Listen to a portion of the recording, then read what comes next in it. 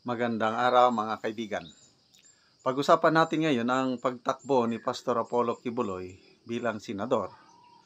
At ito ay parinig ko sa inyo ang statement ng DOJ na kung saan medyo may pangamba, may agam-agam, may kinakatakutan sila. Baka biglang mahalal na senador si Pastor Apollo Kibuloy. So ano itong pangamba ng DOJ? Pakinggan natin ang balita ng UNTV. Dante, paanong magiging hamon ang pagtakbo ni Kibuloy? Magandang gabi, Monica. Sinabi ni Department of Justice o DOJ Assistant Secretary Miko Clavano, kapag nahalal kasi Monica si Kibuloy bilang isang senador, ay magkakaroon na anya ito ng proteksyon bilang isang mambabatas.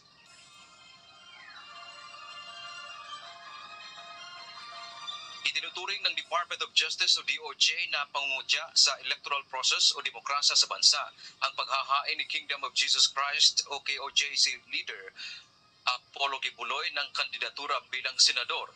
Si Kibuloy ay nahaharap sa patong-patong na kasong kriminal sa Pilipinas. Dagdag pa ni Asek Labano, hamon na rin ito ngayon sa United States government na hilingin ang agarang extradition para mailipat sa Amerika si Kibuloy. Itong pag-file niya ng Certificate of Candidacy or Senate is a dare to the government to do something fast. Kasi if the time comes at sakaling mahalal siya bilang isang senador, then he will have some sort of protection already. Sa papanig naman ng pamahalaan ng Pilipinas ay gagawa na din ang hakbang kaugnay sa posibleng extradition. Naniniwala ang DOJ, dapat mananagot si Kibuloy sa mga krimen laban sa kanya. Hindi naman po pwedeng maging senador ang isang accused ng human trafficking, especially when there is substantial evidence already to the effect, no, na ganyan talaga ang ginagawa niya. So if anything, it just expedited the extradition. Monica, noong huling araw nga ng COC filing ay kumandidato si Kibuloy sa pamamagitan ng kanyang abogado sa pagkasenador. Pangunahin umanong layo nito ay maproteksyonan ang karapatan sa relihiyon. Samantala sinabi pa ni Clavano dahil umami na ang isa sa kapwa-akusado ni Kibuloy sa Amerika na si Marisa Duenas hinggil sa conspiracy o pakikipagsabuatan partikular sa pag-aasikaso ng pekeng kasal, maaari na niya itong magagamit ng mga piskal na may hawak ngayon sa kaso ni Kibuloy dito sa bansa. Umamin si Duenas para mapababa ang kanyang sentensya. Paliwanag ni Clavano, patunay ito na maaaring may nangyari din talagang sabuatan sa paggawa ng krimen dito sa bansa tulad ng mga nakahain ngayon laban sa religious leader gaya ng qualified human trafficking, sexual abuse at child abuse. Then it lends credibility to the theory of our prosecutors that indeed a crime was committed in conspiracy, no, with the rest of those co-accused.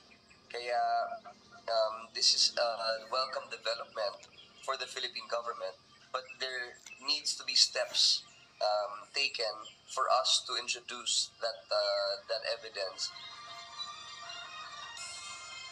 Monica, nilinaw din naman ng DOJ na sa ngayon ay wala pa namang natanggap ang pamahalaan ng Pilipinas na extradition request mula sa Amerika laban kay Kibuloy. At kung sakasakali mang magkakaroon na ng formal na hiling, nauna nang sinabi ng DOJ na pag-aaralan pa naman yan ng pamahalaan dahil yan ay bahagi ng foreign policy ng ating presidente.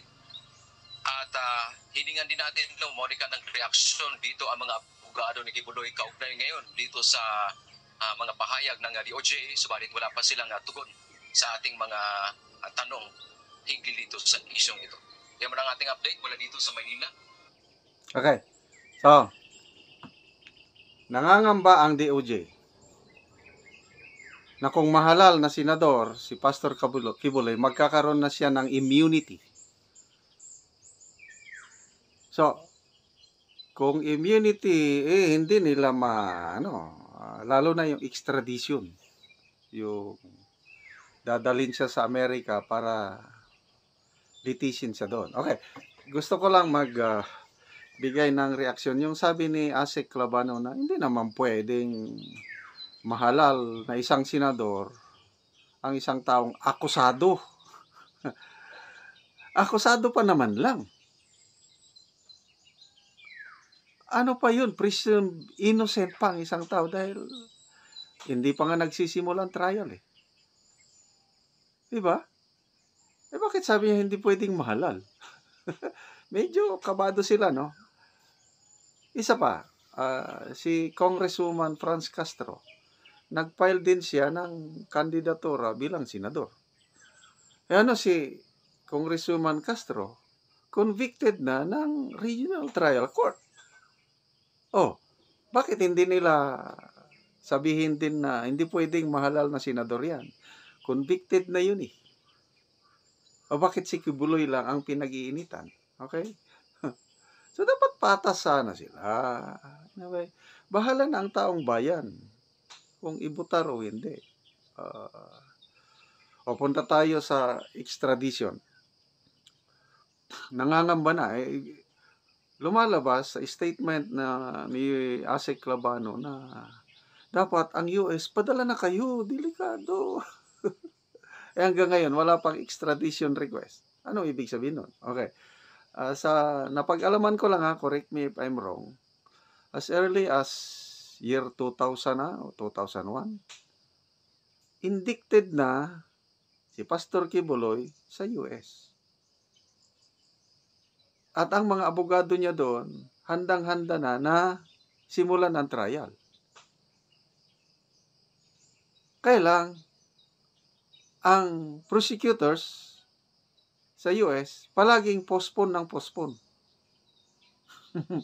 Ayaw nilang masimula ng trial. Bakit? Anong ibig sabihin nun? Na-indict na nga. Nandun na sa korte, trial na. Palaging postpone ng postpone. Ayaw nilang magsimula ng trial. Anong ibig sabihin nun? Baka mahina ang mga ebidensya nila doon. Kasi sa US, grabe talaga ang ang korte. Hindi mo yan ma-influence yan. Very, very strong ang justice system sa US. Evidence-based yan. So, ayaw nila. Postpone ng postpone. O ngayon, sabihin na lang natin, panahon ni PRRD, alanganin ang US government na extradite dahil kaibigan ng Pangulo si Pastor Kibuloy. Ngayon, more than 2 years na si President Marcos. Bakit hanggang ngayon hindi pa nila ipasa yung extradition request? Yun ang nakakapagtaka. Hanggang ngayon. Nung nag-surrender si Pastor Kibuloy, nahuli na siya, nandyan na siya sa poder ng gobyerno. When was that? More than 1 month na. Dapat kung determinado ang US government na i-prosecute si Pastor Kibuloy sa mga alleged crimes niya sa US, by this time, nandyan na sana yung extradition request. Ang tanong, bakit wala pa? Yun. So, ayan na. Nagkandidato na. So, malaking hamon sa gobyerno, both Philippine government and US government, itong pagtakbo ni Pastor Apollo Kibuloy. Narinig ko yung reaksyon ni Senator Risa Ontiveros. Nako, umalma siya. Mag-isip kayo, parang nagsasabi, huwag nyo yung butuhan, although indirect parang, bakit mo bubutuhan? Again, bahala ang taong bayan. Kaya nga may eleksyon eh.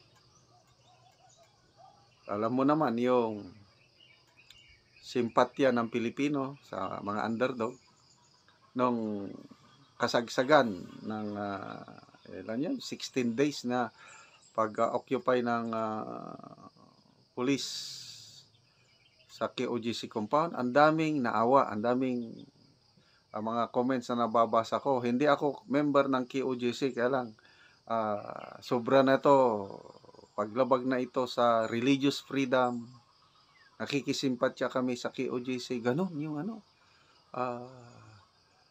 Katoliko ako, Muslim ako, ganun yung ano. So, nagkakaroon ng sympathy sa KOJC.